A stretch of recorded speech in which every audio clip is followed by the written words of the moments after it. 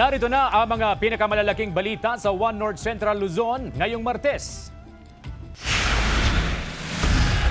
Hulicam, tricycle, sinalpok ng kasunod na tricycle. Ikatlong tricycle, nasagi rin. Taas presyo sa LPG ngayong Vermonts, posibleng maranasan bunsod ng pagtaas din ng demand ayon sa DOE. Pasintabi po, sandamakmak na mga langaw mula umano sa ilang poultry farm, problema sa ilang barangay. At mga estudyante, nagpasiklaban sa iba't ibang palaro.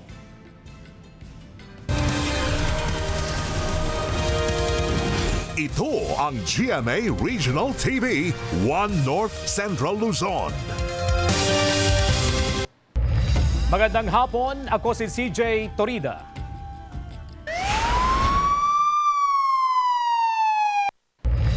Halos 1.3 million pesos na halaga ng shabu na kumpiska sa 15 anyos na binatilyo sa Dagupan City. Nag-aalerto Sandy Salvacio. Isang menor de edad ang naaresto sa ikinasang drug buy-bust operation ng Dagupan City at PIDEA Region 1 sa Barangay Tambak, Dagupan City pasado alas 12 ng hating gabi kahapon. Through validation, yun nga po, napatunayan natin na involved po ito. But before that, may test buy po tayo and meron nga po talaga pong nagbebenta po siya. Tinatayang nagkakahalaga ng halos 1.3 million pesos ang 185 gramo ng shabu na nakumpiska sa 15 anyos na binatilyo. Ayon sa pulisya, kabilang sa listahan ng mga high-value individual ang binatilyong naaresto. Maliban sa droga, nakuha rin sa sospek ang 180,000 pesos budol money na ginamit sa operasyon. Nagsagawa na rin ng drug test ang PNP sa binatilyo na kalaunay nagnegatibo ang resulta. Sinusubukan pa ng GMA Regional TV na kuhanan ng pahayag ang binatilyo na kasalukuyang nasa kustodiya na ng City Social Welfare and Development Office. Kagaya nga po ng lagi kong sinasabi, no hands up tayo dito. So, mas lalo pa nating pinapaigting kasi ang gusto natin yung mga source mismo ang makuha natin. Napilahan na ng kasong paglabag sa RA 9165 o Comprehensive Dangerous Drugs Act of 2002 ang naarestong binatilyo. Kasama si Daryl Peralta, Sandy Salvacio, One North Central Luzon. Tatlo ang patay matapos bumangga ang sinasakyan nilang van sa poste ng kuryente sa Ilagan City, Isabela. Ayon sa mga otoridad, binabagtas ng van ang kalsadang sakop ng Barangay San Juan nang maaksidente kahapon ng madaling araw. Sa paunang investigasyon, posibleng nawalan ng kontrol sa manibela ang driver ng van matapos umanong makaidlip. Sugatan din ang 6 na iba pang sakay ng van, kabilang ang driver na critical ang lagay. Nasira ang nabangga nitong poste kaya pansamantalang nawalan ng kuryente sa lugar. Patuloy ang investigasyon sa insidente. Ayon sa ating investigasyon, ito po ay magkakamag-anak. Sila po ay galing po ng Maynila at pauwi na po sila sa San Pablo, Isabela. Lahat po ng sakay ng nasabing sasakyan ay nagtamo po ng mga injuries.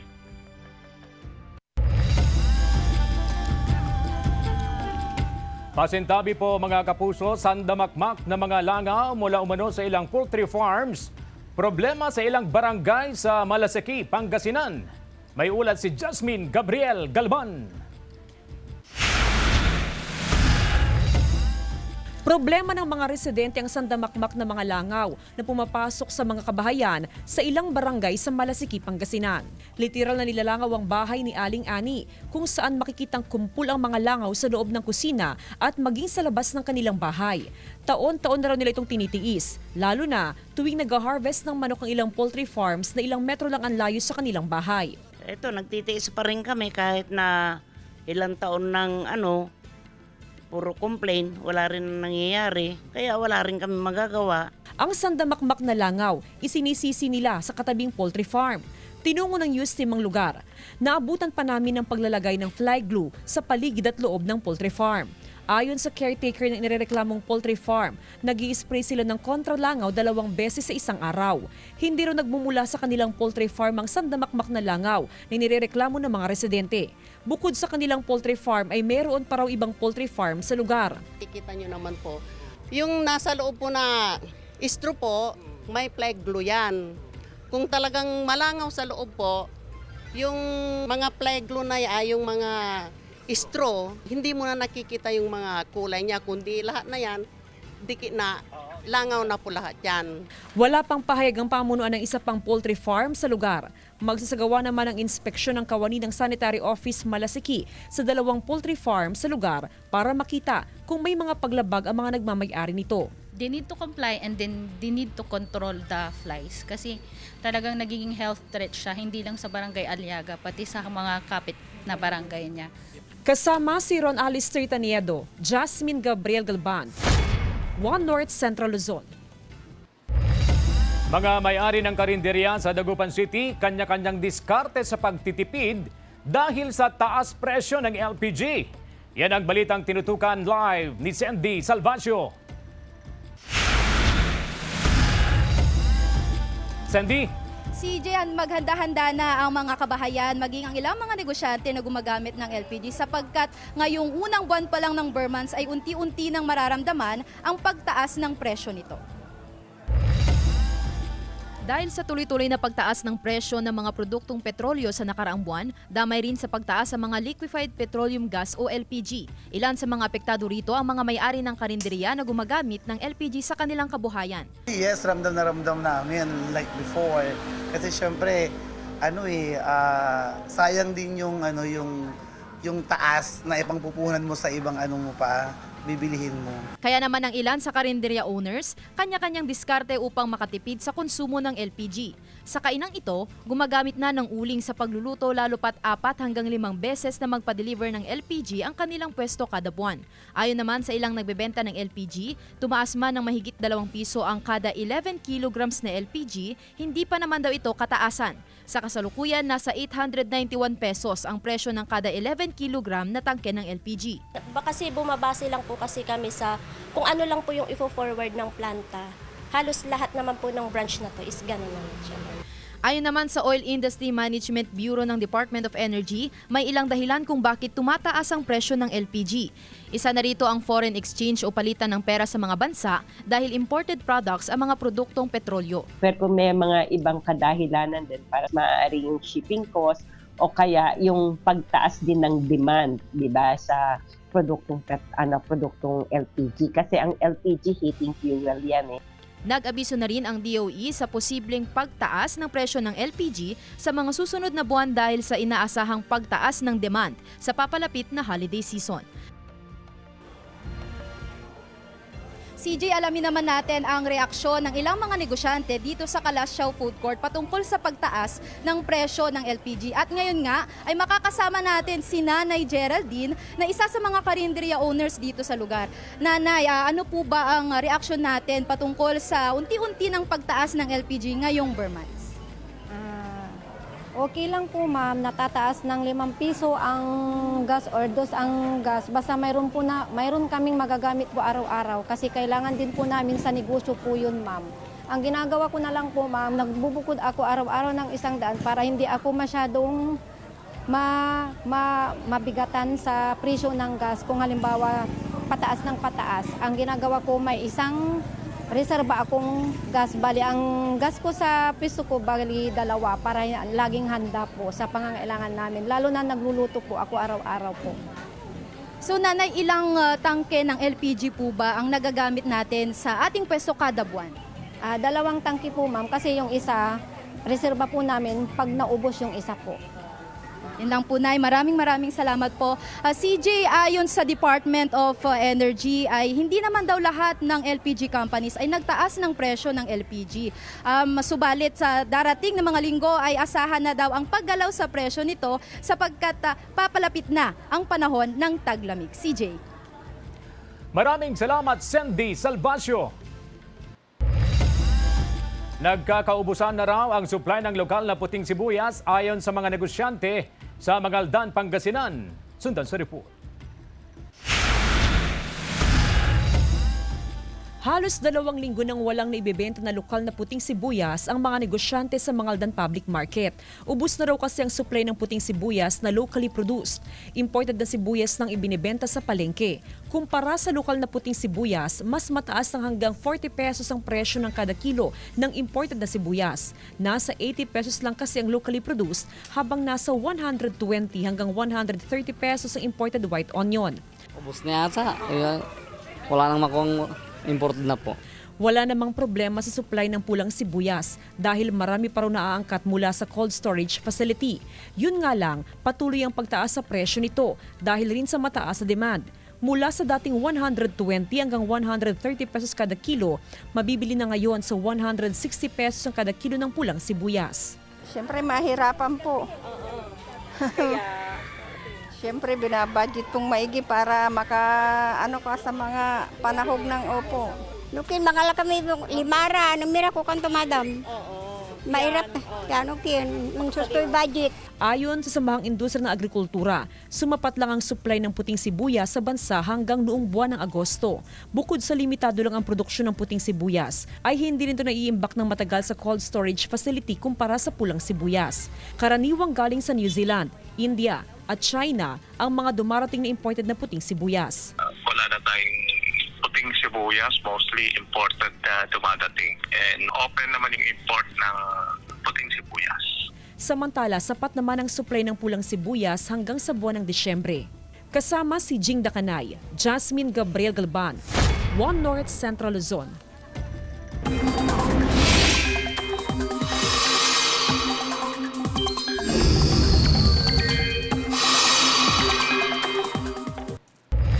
Palayo na sa bansa ang minomonitor na LPA. Huli itong namataan 1,150 kilometers silangan ng extreme northern Luzon kaninang umaga. Ayon sa Pag-asa, nananatiling mababa ang tsansa nitong maging bagyo pero patuloy na magpapaulan sa ilang bahagi ng bansa. Kasabay pa rin nito ang umiiral na habagat at posibilidad ng localized thunderstorms. Base sa datos ng Metro Weather, may mga kalat-kalat na ulan sa ilang bahagi ng northern at central Luzon. May malalakas na ulan sa ilang bahagi ng Cagayan Valley, Abra, Ifugao at Nueva Ecija. Posible rin ang pag-ulan sa iba pang bahagi ng bansa.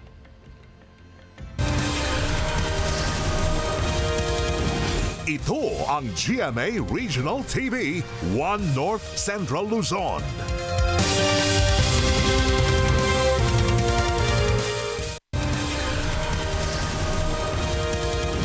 Ito ang GMA Regional TV, One North Central Luzon.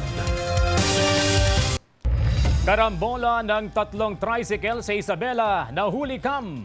Sundan sa report.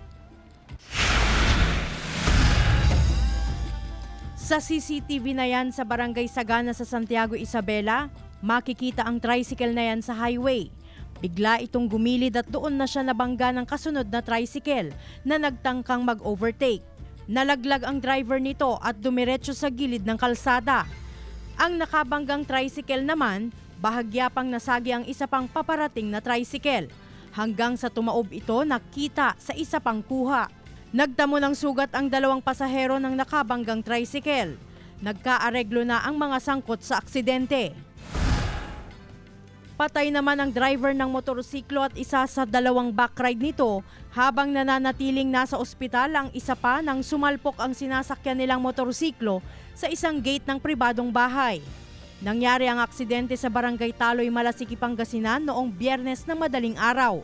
Ayon sa pulisya, mabilis ang takbo ng motorsiklo sa sharp curve na bahagi ng Provincial Road. Based po sa report dito sa investigation ay hindi po sila naka-helmet at nakainom po sila. From their town, Basista, pumunta sila dito. So, tapos yung pagbalik nila, doon nagkaroon ng aksidente. Glam Calicdan, Dizon, One North Central Luzon. Timbog sa entrapment operation ang 5 tauhan ng LTO Region 2 matapos umanong magtuhang tumatanggap ng pera kapalit ng umano'y pag-release ng isang impounded na sasakyan. Isinagawa ang operasyon sa Barangay Banggot, Bambang, Nueva Vizcaya umaga kahapon.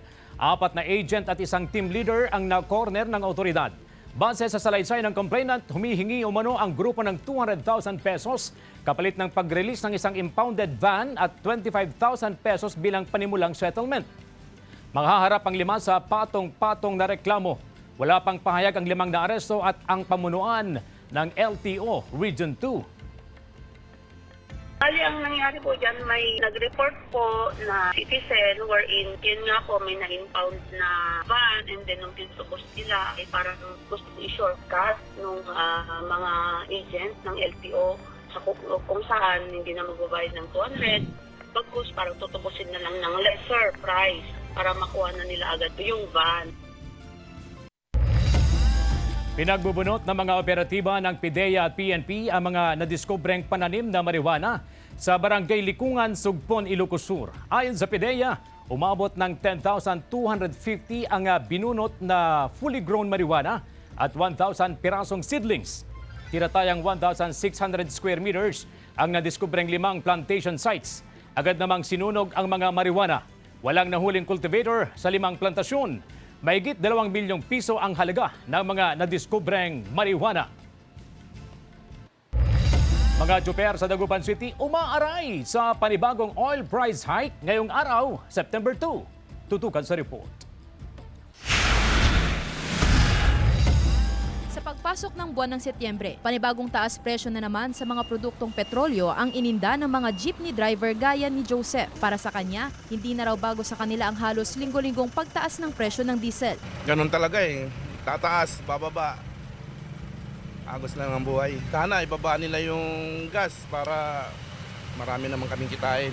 Ganito rin ang naging pahayag ng presidente ng One Pangasinan Transport Federation. Hindi maganda para sa atin yan kasi malaking bawas yan sa kita ng mga drivers natin. Parang nakaka-adjust na rin kami, subalit mabigat pa rin talaga. Epektibo ngayong linggo, tumaas ng 70 centavos ang kada litro ng kerosene at gasolina at piso naman sa kada litro ng diesel. Sabi ng Department of Energy, geopolitical disputes pa rin ang pangunahing dahilan sa pagsirit ng presyo ng langis. Ang unang kadahilanan, yung pa rin kaguluhan sa pagitan ng Russia at saka ng Ukraine, kung saan itong Ukraine, di ba nagpalabas siya ng drone attacks at tinamaan yung 2 refineries ng Russia. Muling hiling ng mga jeepney driver na payagan ang piso na karagdagan sa minimum fare sa jeep. Sana mapagbigyan na lang yung hinihingi namin na dagdag pasay na piso. Yun na lang ang tanging hiling namin sa government. Sana mapakinggan nila yon para at least makabawi ng konti. Sinusubukan pang kuhanan ng GMA Regional TV ang pahayag ng Land Transportation Franchising and Regulatory Board Region 1 kaugnay sa hiling ng transport sector na dagdag singil ng pasahe. Kasama si Daryl Peralta, Sandy Salvacio, One North Central Luzon. Pansamantalang gagamitin na drying pavement ang hindi pa natatapos na Farm to Market Road sa Mangaldan, Pangasinan. Narito ang report. Napapakinabangan na ng mga magsasaka ang 15 million pesos na farm-to-market road sa Barangay Malabago, Mangaldan, Pangasinan. Mabilis na nakakapunta sa bukid ang mga magsasaka gamit ang kanilang mga kuliglig. Bukod sa maluwang, konkreto na rin ang kalsada, kaya't hindi na nahihirapan pa ang mga magsasaka. 1 kilometro ang haba at 5 metro naman ang lapad ng farm-to-market road sa lugar. Pero phase 1 pa lang ito, putol pa ang kalsada at hindi pa nadudugtong palabas sa Barangay Alitaya. Nagsumiti na ng request sa Department of Agriculture ang mga opisyal ng barangay para sa pagpapatuloy ng proyekto. Sa oras na maaprubahan ito at mapondohan ng national government ay matatapos ng farm-to-market road at makakadaan na rin maging ang mga pribadong sasakyan sa kalsada. Gumawa po kami ng resolution agad ay sa DA po. Sinabit namin sa DA. Habang hindi pa tapos ang proyekto at wala pang second phase, ay pansamantala muna itong gagawin na bilada ng palay. Wala pang masyadong mga kabahayan doon. Wala pang dadaan doon. Sa ngayon? Sa ngayon lang ma'am kasi hindi pa naman masyadong ginagamit yung kalsada. Malaking tulong naman ito sa mga magsasaka, lalo pat nahihirapan sila sa pagbibilad, lalo na kung sabay-sabay nag-ani ang mga magsasaka. Hindi na po kami mahirapan ma'am, tapos maganda yung pagbiladan na namin ng palay. Umaasa ang mga opisyal ng barangay na maaprubahan ng national government ang request na maipagpatuloy ang konstruksyon ng farm-to-market road sa lugar. Kasama si Jing Dakanay, Jasmine Gabriel Galban, One North Central Luzon. Labis ang pasasalamat ng pamilya ni Reverend Father Andres Andiligot sa Lawag City sa paghirang ni Pope Leo XIV sa kanya bilang auxiliary bishop sa San Jose, California. Ayon sa kanyang kapatid, nagulat sila nang mabalitaan na hinirang siya bilang obispo sa California. Wala raw nababanggit sa kanila si Father Andy, kaya labis ang kanilang kagalakan sa magandang balita. Bata pa lang daw si Father Andy ay talagang malapit na sa Diyos. Minana raw nito ang pagiging pari sa kanyang tiyuhin na si dating Bishop Victorino Ligot sa San Fernando City, La Union. Nakatagda raw na umuwi si Father Andy sa October 4, 2025 para sa death anniversary ng kanilang kapatid. Si Father Andy ay panglima sa 6 na magkakapatid. Nag-aral ng philosophy sa San Pablo College Seminary sa Baguio City at nakakuha ng master's degree ng philosophy mula sa University of Santo Tomas sa Manila noong 1988. Our family is so blessed that we've got members who are priests, but not only an ordinary priest, but already a bishop, not only here in the Philippines, but as well as in the United States. Ito ang GMA Regional TV, 1 North Central Luzon.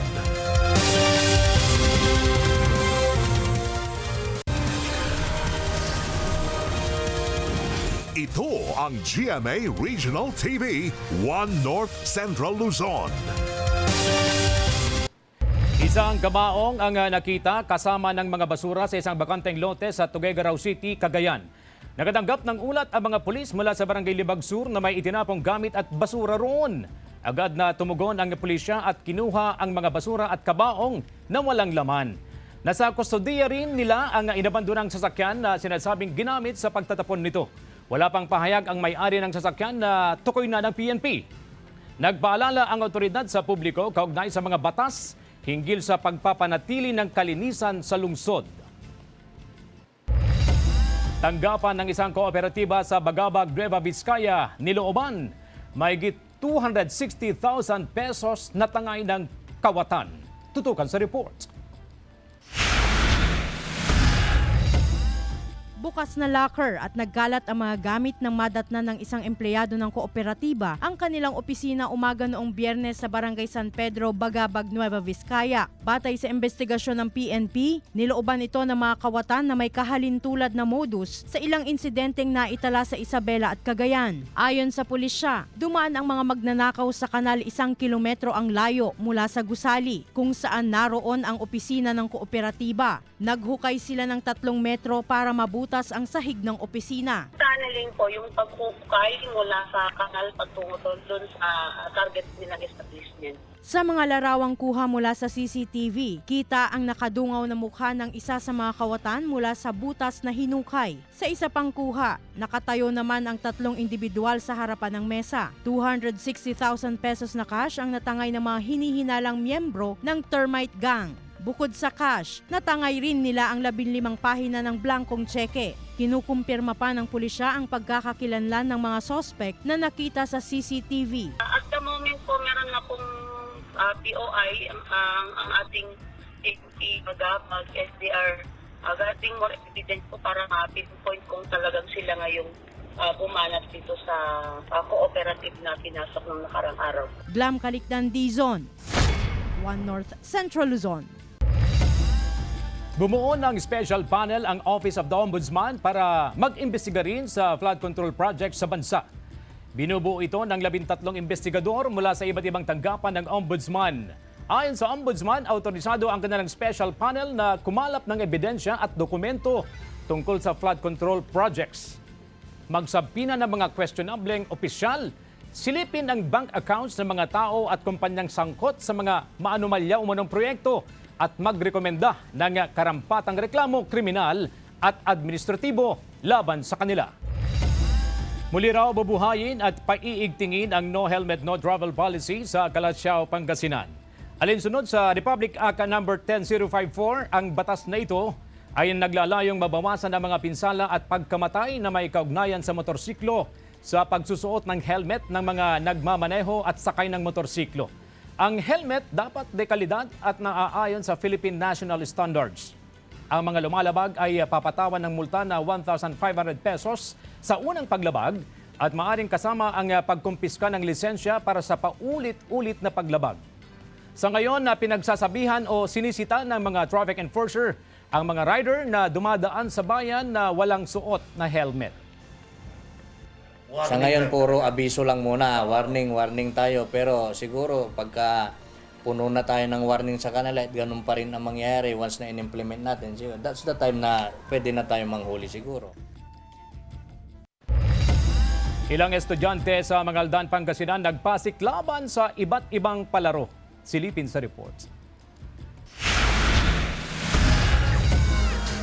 Suot ang iba't ibang sportswear. Ipinamalas ng mga estudyante ang mga ipinagmamalaking laro o sport sa bansa, gaya ng dance sport, kung saan nagpakitang gilas ang mga kalahok sa pagsayaw. Combat sport naman na arnis ang ipinamalas ng mga estudyante na ito. All smile naman na nagpakitang gilas sa racket sport na badminton ng estudyante na ito. Hindi rin nawala ang boxing, swimming, archery, tennis, golf, at maging ang cycling. Ang goal po dito ay siyempre ma-develop ang skills sa mga bata sa sports. Importante ang sports sa atin. Siyempre, tumutulong ito sa physical fitness ng bata. Siyempre, mental awareness. Taon-taon isinasagawa ang week-long school intramurals o athletic competition para isulong ang kahalagahan ng sports sa mental at physical health ng mga estudyante. Para makapag-exercise and sa mga bloated like me, kapag mag-sports ka, pwede kang maging healthy. Isinasagawa ang sports competition tuwing hapon matapos ang subject classes ng mga estudyante. Ito'y para hindi maapektuhan ang kanilang pag-aaral. Kasama si Jing Dakanay, Jasmine Gabriel Galban, One North Central Luzon.